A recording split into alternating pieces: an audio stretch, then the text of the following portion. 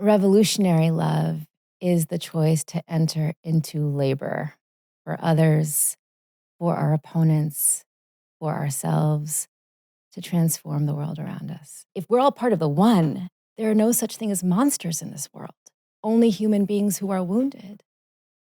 And so it's up to us to decide whether we want to surrender our humanity and choose to see them as enemies, or if we choose to see the wound in them and return to this foundational truth that there's no one outside of our circle of care, not even you. Hey there, it's me, Rainn Wilson, and I want to dig into the human experience. I want to have conversations about a spiritual revolution. Let's get deep with our favorite thinkers, friends, and entertainers about life, meaning, and idiocy. Welcome to the Soul Boom Podcast.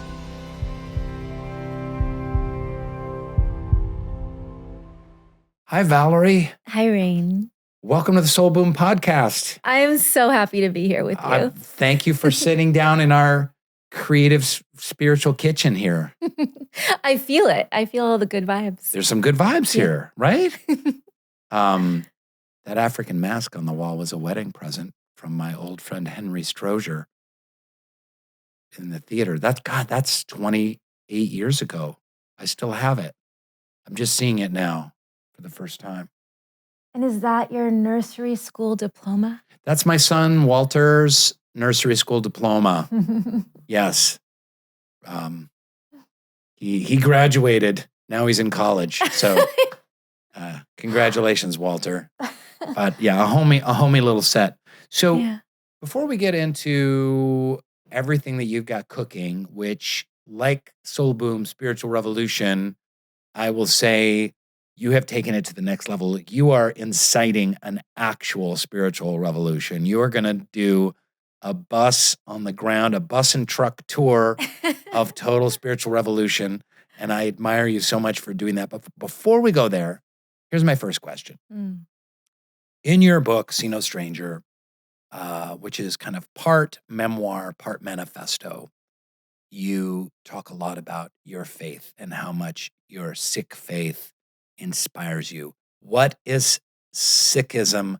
What does it mean to be a Sikh? When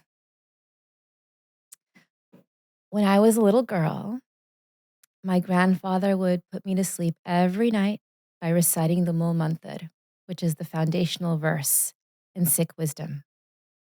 And it begins with Ik Onkar. Ik Onkar Satnam Karta Purik Nirpo Nirvair Akal Murit Ajuni Sapang Good Prasad Jap. Ik Onkar, he would say, my dear, all of Sikh wisdom flows from Ik Onkar, which means oneness ever unfolding.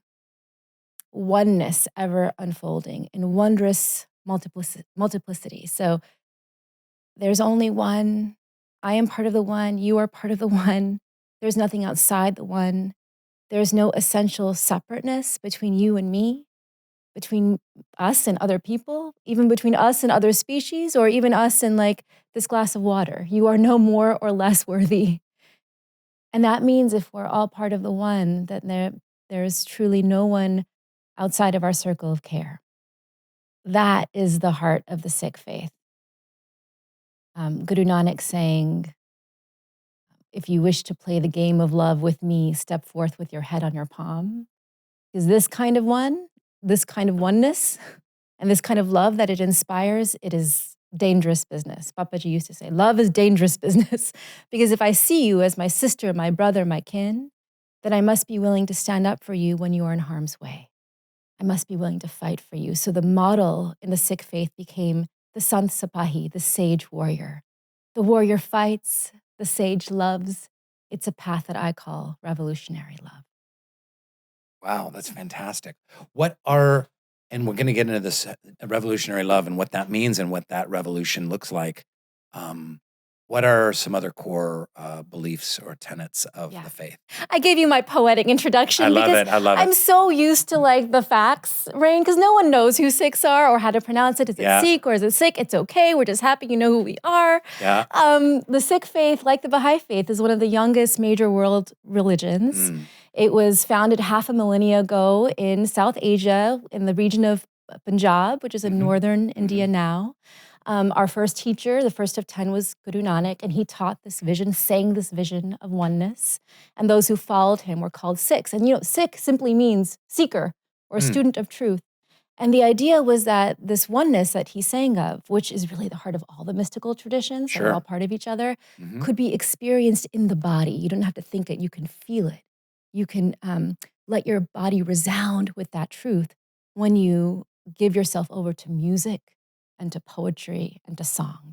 So the primary form of worship in the Sikh faith is music called kirtan. Over the years, this small mystical community, like all the great liberation experiments, the Gnostics, the Cathars, the Sufis, began to pose a great challenge to the forces that be. And the Mughal Empire at that time came down to try to crush the Sikh community. So my ancestors might have been annihilated, like so many liberation experiments before us. But this community of poets did something quite unusual. They picked up the sword to defend themselves and others. So they didn't have the sword at the outset. They picked up the sword when they were on the verge of annihilation. Although one might argue that Guru Nanak, when he used his pen to write poetry against Emperor Babur in his conquest, was using his pen as his sword. So if you talk to Sikhs, they'll say, no, the Sant Sipahi tradition was there from the beginning. We just happened to use the sword as the tool that we needed in that time. So when I think about what we need now, I think about like we're living in apocalyptic times. Things feel very dark. My ancestors survived near annihilation by becoming sage warriors, finding the inner wisdom for outer courage. Perhaps this particular tradition has something that the world needs now. And our voices can be our sword, our pens, our podcast microphones, whatever we need to be able to I call could bash people someone over the head with this thing. Oh, Rainn, that's not the, podcast club. Now, do you actually know how to use a sword? Yeah, I have a kirpan. It's one of the 5 articles of faith. And there is a martial tradition, but I myself have not trained it. But I have it as my symbol of courage. What are the other 5? What are the other 4? The kesh, which is long, uncut hair. So this is why if you see a man with a turban in the United States, the chances are they belong to the Sikh faith. Yep. So many men, most men, some women wrap their long hair in a turban. The kara is a silver bracelet to remind us that truth is steel and life is one and who we are every time we act. There's an undergarment called the kach, which reminds us of like we get to decide how to control how to steer our body's impulses, including our desires. Let's see, it's 3. We got the kangi, which is a little wooden comb for self-sufficiency, and then the kirpan. So these are what I don't wear all 5. There are people who wear all 5. These are just ways for us to show to the world that we have committed ourselves to walk this path. So if you're in trouble and you need food, you need shelter, you need someone to help you, you're being bullied, you look for a Sikh in the crowd. You can tell by the long hair that got out of the turban, and they are meant to come forth and be by your side. That's so awesome. So when I was in acting school, I worked at the Waverly Coffee Shop down by NYU, waiting tables. It was horrible. And the cooks were Sikhs. And they were dicks. They were so mean and impatient. However, they taught me a phrase, Sat Sri Akal. Oh, Rainn. And so every time I would say Sat Sri Akal to them, they completely changed. I mean, they stopped. They're like, Kala fucking kala. And you're like, Sat Sri Akal. And then they would stop and they would, Sat Sri Akal. Like it was really precious and powerful and meaningful to them. And then we had a bond and it was really beautiful. What is Sat Sri Akal? Well done, sir. Sat Sri Akal is how we greet one another. What it means, Sat is truth. Siddhi is like exalted. And Akal is timeless. So the truth is timeless. The truth is timeless. Wow. The truth is timeless. That's beautiful. And that's a greeting, kind of like namaste in the Hindu tradition, kind of. Yes. Yeah, Yes, yeah, exactly. When we yeah. see each other, it's a hello and a goodbye. Sat Sri Akal. The children have to fold their hands anytime an auntie and uncle, Sat Sri Akal. It kind of blends together when Yeah. they're that little. But yeah, it's something that you learn So since all the you're best greetings, yeah. aloha, shalom, namaste, sat sri akal, always are hello, goodbye, Yeah. peace, I see you, I see the divinity in you. There's probably many more from world traditions. Isn't that interesting? It's beautiful. It's beautiful. And the truth is timeless is like because we're part of the truth. Yeah. There's part of us that is timeless. We're greeting that in each other. Oh, that's great. Yeah. So, helpful hint, a lot of New York cab drivers are Sikh. Get in a cab with a Sikh, say Sat Sri Akal. They will, so much love immediately. Love and transformation happens. And why does that love and transformation happen with that greeting? Like, what is it? What does it touch in those angry chefs? What does it touch in them? Well, I think it touches something in them because you said it. Okay. Because we are so Sikhs, so there are 23 million Sikhs worldwide, there are 500,000 in the United States. We have these like beautiful beliefs around our oneness, love, our call to serve, our call to fight for justice. And we are hyper visible because of our articles of faith, and yet totally illegible. Like people don't read us. People don't know how to understand us. People don't see us. If anything, in the last 20 some years, the United States, our turbans have marked us as targets for racial violence at Yeah. the highest levels. And so for someone outside of the community to see us and say Sat Sri Akal is like, I am so used to not being seen at all. If not just not seen, but like being hated. Right. So, right, for you to see something that is tender and deep and ancestral in me and Mm-hmm. acknowledge it Mm-hmm. is like, it's a beautiful Mm. gift. Mm. And in those moments too, I'm like, I always like wax poetic. It's like, oh, and those are glimpses of the world as it could be, Yeah. right? Where we Yeah. can see each other Mm. fully and acknowledge and bow to each other. Or we could see no stranger. See no stranger. What is, we kind of know what love is. It's funny, I was in Soul Boom, I talk a little bit about the word love and how silly it is because in English, which is uh, I think I don't speak a lot of other languages, but English is pretty awesome because it's so malleable and it changes all the time. And from Shakespeare onwards to slang to hip hop to, urban English. And it's also can be used very technically. I'm a big fan of the language. Um, but one way that we've really shit the bed is the word love, because we only have this one word, love. It's like, I love green tea. Oh my gosh. I love my wife. I love God. I love pickleball. Like, it doesn't, there's not a differentiation. And in other languages, there are so many different nuanced words for love and different kinds of love. There's in ancient Greek, it's agape is like this divine love. But then there's a different word for like love that's between friends. And then romantic love is different from really liking something, like I love lasagna. And so, what is revolutionary love? Because I think you're trying to grasp for something that's not quite there in the language. What is it? Yes, yes, yes. Revolutionary love is the choice to enter into labor for others, for our opponents, for ourselves, to transform the world around us. And it took me a long time to come to this way of inviting people into love, precisely because what you have named. I grew up in this tradition where my grandfather taught me to love like a warrior, that love wasn't a placebo or a rush to forgive or a rush to reconcile while leaving injustices unaddressed. Like love, the kind of love my ancestors gave me, my grandfather gave me, was muscular and robust, radical, ultimately revolutionary. I'm like, if we're all part of the one and no one's outside of our circle of care, that means there are no such thing as monsters in this world.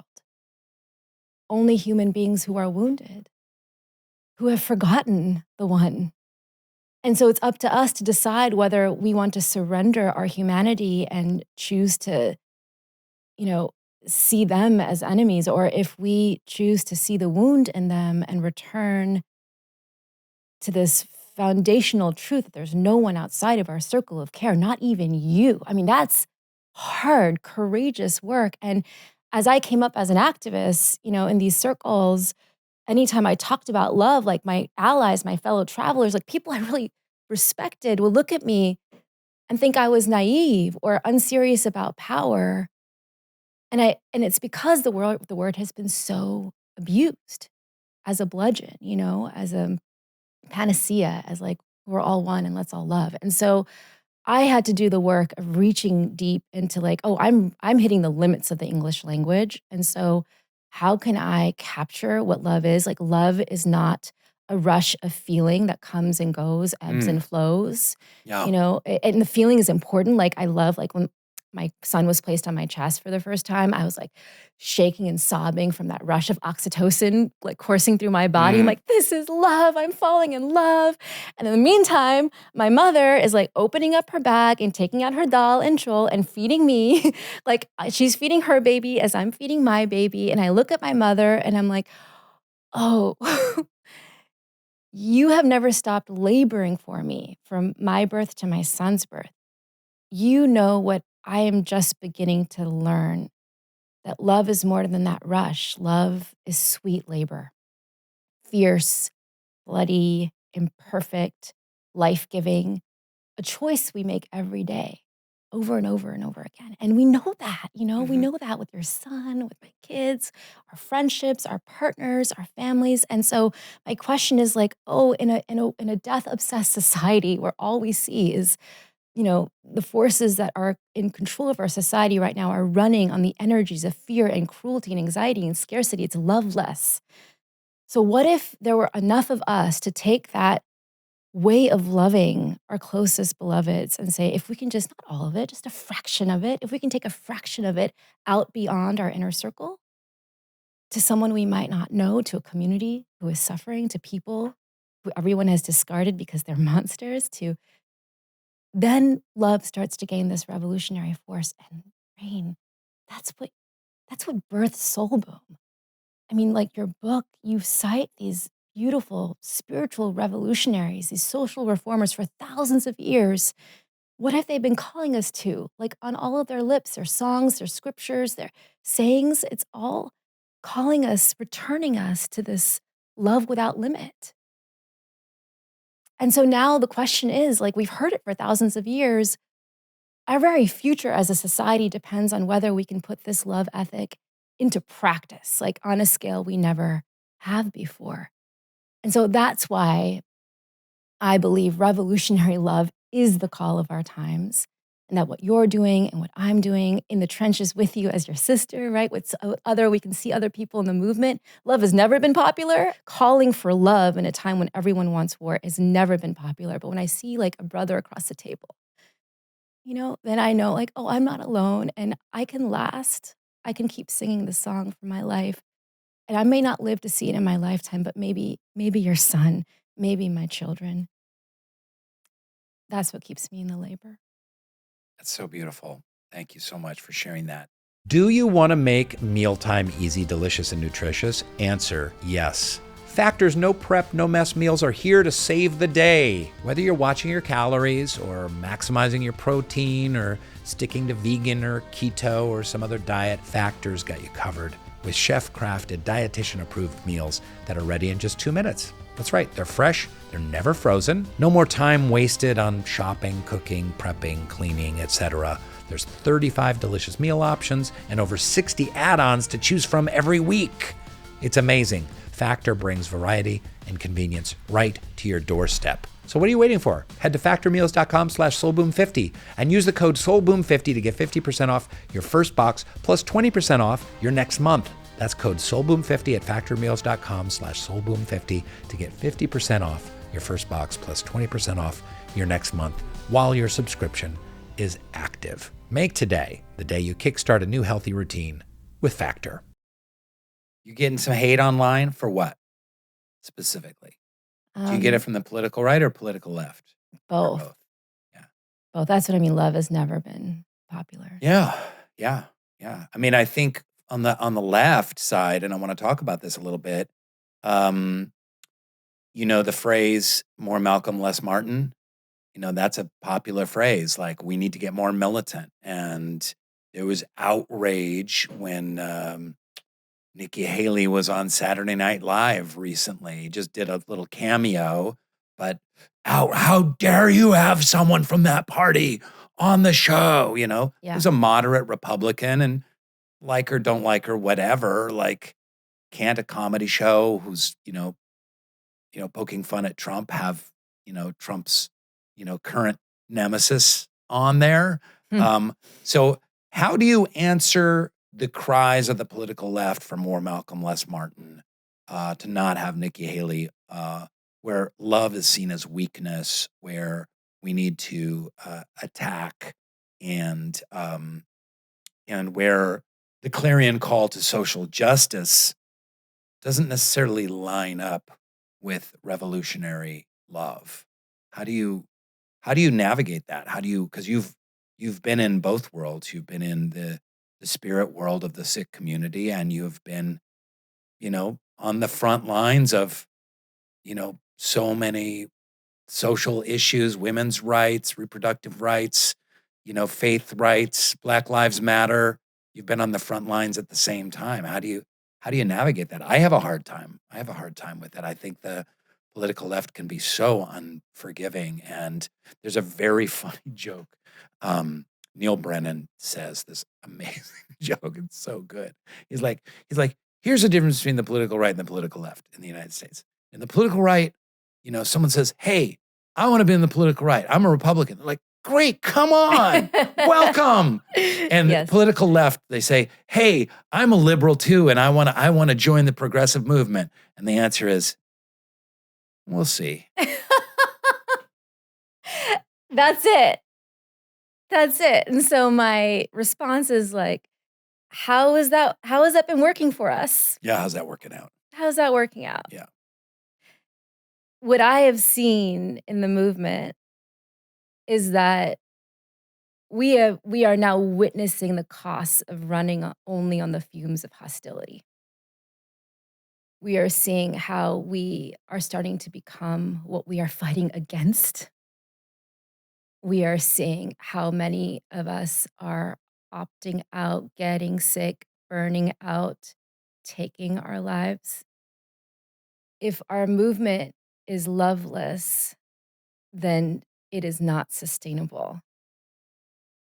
And so when I say revolutionary love is the choice to enter into labor for others, okay, that's forms of solidarity. So the left is, for our opponents, that means can you fight them without refusing to surrender your humanity or theirs? And for ourselves, that means can we love ourselves enough, love each other enough to keep breathing as we're pushing in the labor? People are coming, it's been a few years since the 2016 election season. And that's when I first came out with the call of revolutionary love. And that's when, you could feel this hunger for people wanting words as strong and bold as what we were seeing on the other side. So that's when the movement started to build. But I also had a lot of allies saying, no, I'm ready for war, not love. Now, fast forward all these years, oh, we're becoming what we're fighting against. Oh, we're not lasting. Like, we need to build love into our movements in order to last. And if we do that, we can see that if we're only about resistance, we're actually never changing anything. Like, It's almost like you read Soul Boom. It's like, don't just protest, build something. Yes, that's right. That's one of the that's kind of one of the Soul Boom laws that I come up with at the end, because I do think that people working for social change on both sides, but especially on the left, we live in a culture of protest. Like, we hear about an injustice. Oh, this cop shot an innocent Black man. How dare he prosecute him? That's terrible. Maybe there's even a march or two. There's a candlelight vigil. There's a town hall meeting where there's a Twitter campaign, and then it's done. And we wait till the next great injustice, and we protest. And this can be in climate, in race, and in healthcare, in economic disparity, you name it. It's just a culture of protest. It's way harder to build something, and that ultimately speaks to uh, the political left's laziness in terms of like build a coalition, get a bunch of people who are like, yeah, we'll see if you're progressive. Yeah, we'll see, you know, and bring those people together and get them working together to build something at the grassroots. It's a lot harder than it sounds, and in that sense, we need a lot more Martin than Malcolm because he was able to build through churches, through church coalitions, starting with like church to church because they had the infrastructure. You know, they were able to feed people, they were able to move people around. They had buses, they had cafeterias, they had lines of communication. He was able to build the civil rights movement through the church and through the idea that when we're marching in Selma, dogs will be jumping at our throats and we're going to be loving the people as they spit on us.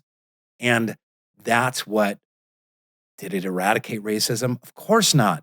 But did it make the world a hell of a better place? Yes, 100%. I think the invitation is to practice the world we want in the spaces between us. Mm, So there are those who, and there are times where we must resist in order to survive. We have to protest, we have to submit our dissent. And if there are enough of us who are finding spaces where we are, the neighborhood, the living room, the school, the house of worship, where we can take the tools that you give us, take the tools of revolutionary love, along with the package of Soul Boom, and to create community that embodies the multiracial, multi-faith democracy where everyone belongs. Like if we know how to feel it in our bodies, then we're starting to, we can only live into what we imagine, right? And we can only further our imagination if we start to live into it where we are. And so even in the wake of the horrors of Gaza, our people in the movement, one of our calls is like to grieve together. And we had Jewish, Israeli, and Palestinian Muslim people come together in front of the White House in shared grief. Not like my fear is more than your fear, my aggression, that your aggression is worse than my aggression, my grief is more than yours ever will be, right? As long as we're doing that, we'll never be able to see the wound of the people who we ultimately need to live with at the end of the day. And so to create practice spaces, they came together and they shared scripture and song and poetry from both traditions, and they named the dead, and they had a shared vision of peace, so that on the other side of so much death and destruction, there's somebody holding up that vision because we've lived into it. Standing Together is the group in Israel that is actually doing that work, bringing people together in that way. And people, they're getting death threats every day, mm, way more than us here in the U.S., right? And they're embodying the world that could be. And in those glimpses, we're seeing like, oh, that's what wants to be born. And so for those of us who are able to, who have the ability to live into it where we are, it might mean picking up the phone and calling that friend or that relative or that cousin. It might mean setting the table and inviting people over and having this conversation rooted in like what hurts. These little ways that seem they're not small. Like they are everything. They are the seeds for what we eventually want to grow. And if no one's planting them now, nothing will grow then. mm. Wow, that's beautiful. What is this new Revolutionary Love tour that you're going to undertake this fall? What does that look like? And are there specifics from what a revolutionary love revolution looks like? What beyond just kind of trumpeting love and saying, "Hey, we all need to get along and and see the cosmic unity between us and work together." A clarion call beyond the clarion call. What are some tangible, practical things? How does it manifest? Yeah. So first, I'm really excited about the tour. In September, this feels like our big coming out. In September, we are launching a revolutionary love bus. Okay. There will Like the be of Partridge us. Family. Okay. Okay. On the ground. Starting on the West Coast, we'll be going from city to city, from town to town, just when the world feels like it's on fire and there's so much hate in the air, we will be calling people to love. Be bringing storytelling and music and art. There'll be space for children. There'll be space where we're going to experience Langar, the Sikh practice of eating together as equals. We'll be embodying in these little spaces. We'll be embodying the world as it could be, multi-faith, multicultural, multi-everything. And then we're not just going to be like, okay, goodbye. We'll be collecting stories of revolutionary love because love is not, love is our birthright. We're just holding up a mirror to what so many of us have forgotten. Like we're all hungering, longing for love. And to be able to say you're not alone and tell us your stories of when an act of love has changed everything. That's beautiful. So you're going to record stories of when an act of love changed everything. Yes. Do you have a story like that from your life? Oh, so many. They're all in See No Stranger. Okay.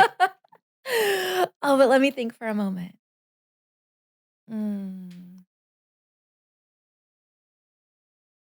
I have a story. I'll fill one in first. Okay. You go first, because I have like so many. So you go. I've told the story before, but it's really kind of how I became an actor. I had a high school acting teacher named Suzanne Adams. She's still out there. She doesn't teach acting anymore. She's like 89. She's an incredible dynamo of a woman. And I was in kind of acting class with her in my senior year. And I had these kind of secret closet dreams of becoming an actor. And I was doing pretty well in the class. I was just captivated by acting. And I went into her office. I was so nervous. I was shaking like a leaf. And I went into her office. And it was kind of between classes. The bell had rung. She was getting some papers like, Ms. Adams, I'm sorry, could I speak to you for a minute? And she was like, yeah, sure. I'm like, listen, I don't know how to say that, but how to say this, but do you think that maybe one day, if I work hard and keep studying, that one day maybe I could be an actor? And she looked at me and she goes, oh, yes. Yes, you could be an actor, but you need to study hard and you need to read books and fall in love and travel the world and study and take classes and have lots of different jobs and make sure you travel and live a full, rich life. Don't just jump right into it. But absolutely, you've got the talent and you should pursue it. And oh, yes.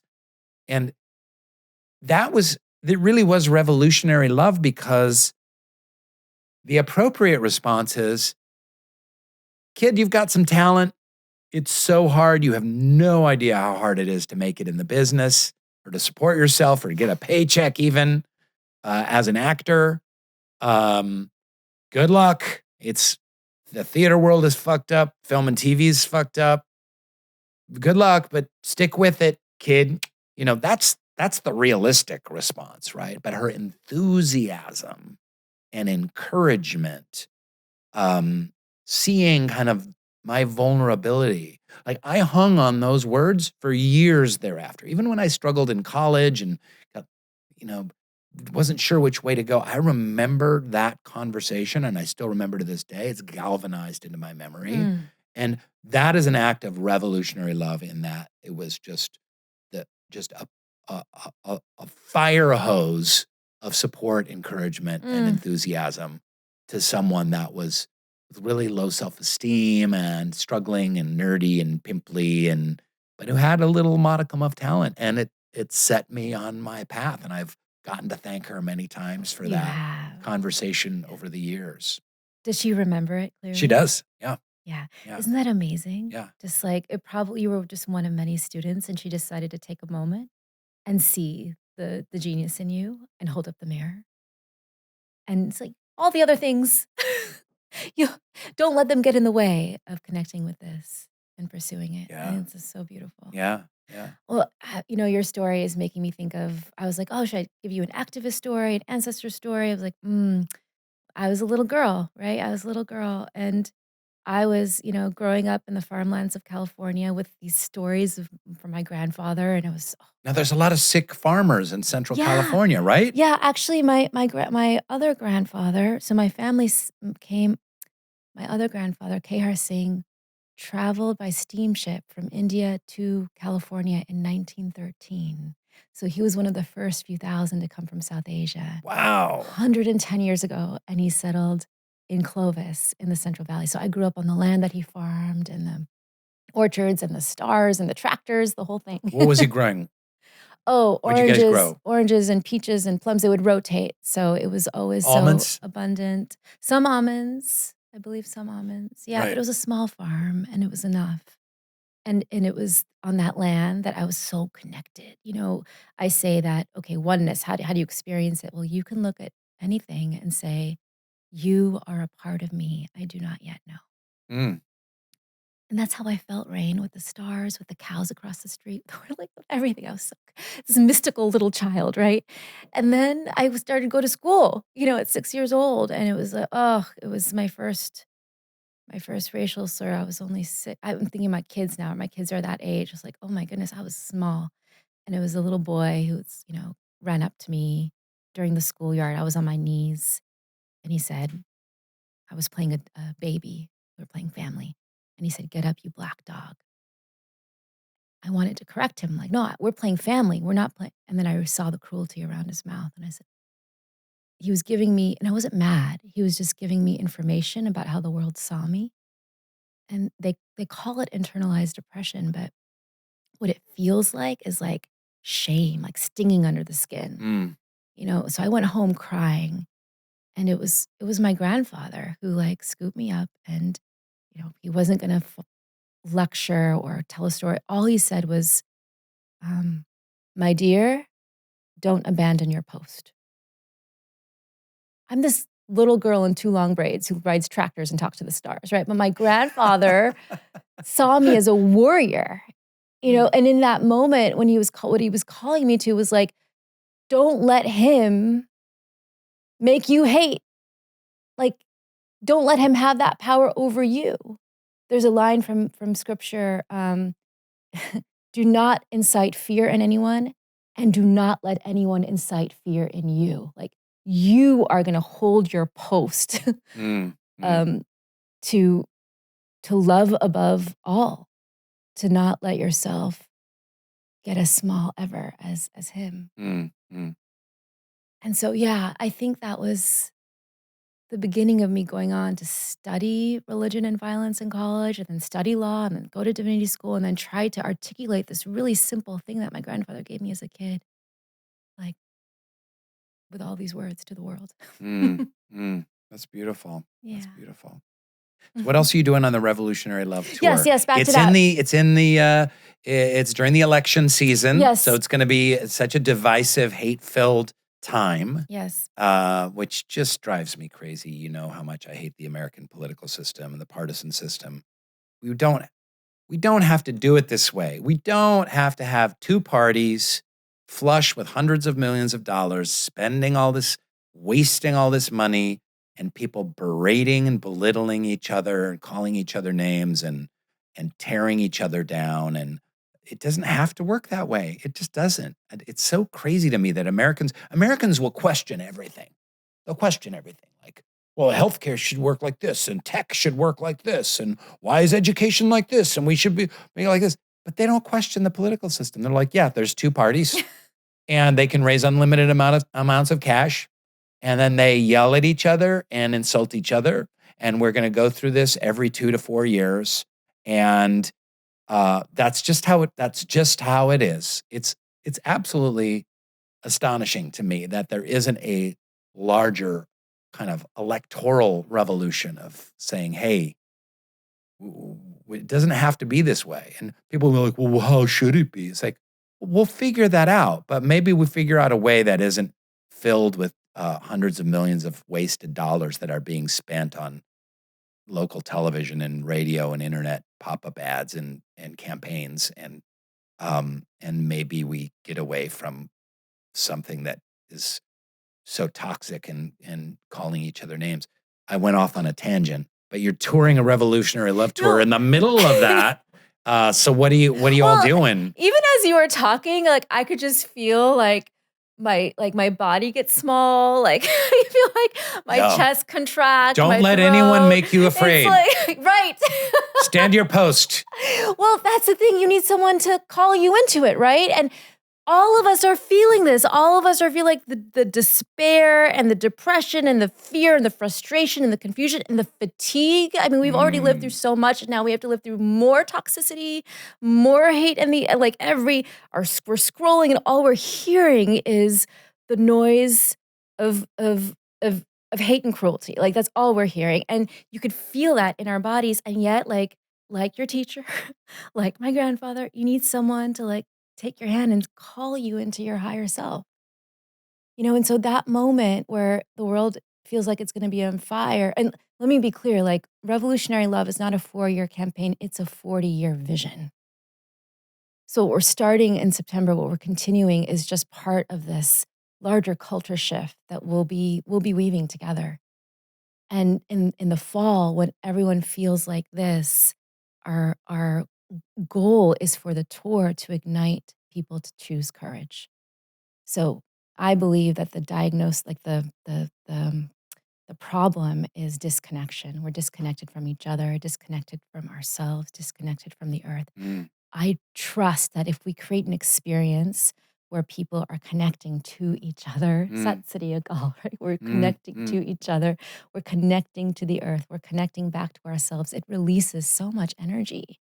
The joy of connection, the joy of being alive right now and saying, I have a choice of what I do with my voice and my hands. Do I want to drive people to the polls? Do I want to bring them water if they're long lines? Do I want to call my grandmother and to have that hard conversation? Do I want everyone? I can give you a list of what I think you should do during the election season, but my bet is that you already know. You already know what would be the courageous thing to do, how to be brave with your life. And so if we can create an experience of revolutionary love, where people are acting out of the sense of love and possibility and showing up and knowing that you're not alone, that there are going to be thousands of people who are showing up and have this larger vision of the America that is yet to be born. An America where we see no stranger, where you see my babies as yours and I see your son as mine, right? That love beyond. Remember, e pluribus unum, out of many one. Yeah. We failed in that right off the bat with our Native American brothers and sisters and with slavery. But the idea is good. The standard is good. This is something that even our founding fathers wanted us, the North Star, they wanted us to aim for. Out of many one. And that is the America that is yet to be born. And I think of the era that we're living in, like our lifetime is taking place in this era of transition. Like in birthing labor, transition is the most painful, most dangerous stage. It is breathless, the contractions, the crises coming so fast you can barely breathe. And yet it is the stage that precedes the birth of new life. So if we can find the courage to labor through through the fires of this moment and say, this is what I've been lifting up, is like, the future is dark. It is dark. Is this the darkness of the tomb or the darkness of the womb? What if this is our time to listen to the wisdom of the midwife who says, oh, my love, don't give up, breathe, and now push, and no one goes to battle alone. No one gives birth alone. We need to midwife each other in that labor. So the tour is about bringing people together around this shared vision of the America we want to birth. And then say, it doesn't stop after the election. We continue the tour through the spring and the years after. Good. Yeah. And what we're leaving people practically is we have these toolkits. Okay. For how to take, we were talking about it can't just be resistance, it has to be what you build. We have toolkits that people take back into their communities, into their lives to start practicing together. That's amazing. And, I love that, the tomb versus the womb. I think of it as humanity is 16 years old. Humanity itself is in its turbulent adolescence, as they would say in the Baha'i faith. So what happens in a turbulent adolescence? My kids are not teenagers yet. So you've lived through this. So you got to tell me. Brutal. It's brutal. People told me when I was raising my son, they're like, just wait till he's a teenager. And My son was just so sweet. He was just like this little radiant little angel up through 10, 11, 12. I'm like, what are you talking about? My son is a perfect angel. It's like 13 hit, and it's like, Oh, no. boom. It's like this bomb went off, and it was like, oh shit. Holy moly, it's real. It's real. But humanity, yeah, so I have lived I have lived through that and throw COVID on top of it. Um, Mm. uh, I have lived through it, but humanity is in its turbulent adolescence. And, what happens when you're an adolescent, in the worst circumstances, you battle against everything, you resist everything, you push, you fight back, you fight against authority. You get drunk and crash your car. You binge. You don't have checks and balances and wisdom and how you live your life. And humanity's headed towards rehab. So, and that's okay because there can be great transformation, and there's also great energy in adolescence. And we've just got some lessons to learn collectively. And sorry, I keep name dropping my own friggin' book, but It's that good. well, no, but one of the theses is I think that we share, which is kind of rare to people that are operating in kind of what I would call a spiritual space, is Mm. the idea that there are spiritual tools for social transformation. Yes. That spirituality is not just going to a yoga class or meditation or incense or a crystal or a podcast or a meditation app or an inspiring quote from Rumi on your Instagram feed or a Eckhart Tolle book. Like those are all wonderful. They help you feel more aligned, peaceful, calm, connected, maybe make your day 10% better. Dan Harris has that 10% happier podcast, brilliant podcast. And that's all well and good. But then how do you take some of those same tools that we're using for personal transformation and the reduction of anxiety and increased tranquility and serenity? And how do we take some of those tools from the great world's faith traditions, including Sikh, and put them into practice for, I, I hate to say social justice because that has such a negative connotation on those two words put together, but social transformation Yes. and increased balance and connectedness across a culture. So, any ideas there? Because you're very much in alignment with doing that. How do you? I Yeah, mean, how does you that should work? see my copy of your book. Like, there's a section where you talk about I was like, "I've never put it in these terms before." You talked about the kung fu model of spirituality Yeah. for self-actualization, and then the Star Trek model for for bettering the world, and how we need both, and the whole in the margins, I was like, "Rainn, Sant Sipahi, sage warrior." Like, this was the wisdom from the Sikh tradition, is that you can't just be the sage, the kung fu model, the Mm, spirituality mm, mm. for your own self, because you are actually not benefiting from that because you're part of the collective. So you're not well if the collective is not well. So even that is an illusion that you could meditate yourself into happiness. You are uplifted when the collective is uplifted. And if we're just warrioring without any capacity for rest and pleasure and connection and the sacred, you talk about the sacred not as a place that we go, but a condition that we can live into, th then we run out of steam, like, and we become what we're fighting against. And so the sage and the warrior, the kung fu and the Star Trek, they have to go together. When things started to get heat up for me, I was like, I was breaking down every 3 hours, you know? I knew it when I was on the bed and I was bowled over after the latest thing, and my kids saw me, and that was the thing. I was always protecting them from seeing any cost I was bearing and what I did in the world, but they saw me. And first it was, like, my daughter and then my son, they, like, literally put their bodies on top of me and kissed me, and they brought me back to life. Mm. But I was like, "Oh, I need to up my spiritual game. I need to deepen my spiritual practice in order to be this courageous out in the world." They mirror each other. So if this time calls all of us to be as courageous as we can out in the world, to serve, to love, to fight for humanity, then the practice inside has to go as deep. And so I started, I mean, I could never, like small children, I could never wake up before them, but I had to force myself to. I started to wake up before dawn, walk along the ocean, listening to my ancestors' prayers, breathing, opening my senses, letting joy into my body, calling forth the wisdom in me, doing my whole practice. I come back before they woke up, and then I could manage anything that the world threw at me during the day. The sage prepares the warrior fortifies the sage.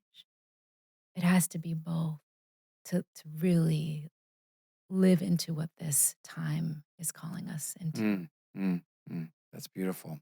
That's so great. This is the title of your new book. Sage Yeah, coming out warrior. this fall. Coming out in I the don't have a copy fall. here. Pick one up.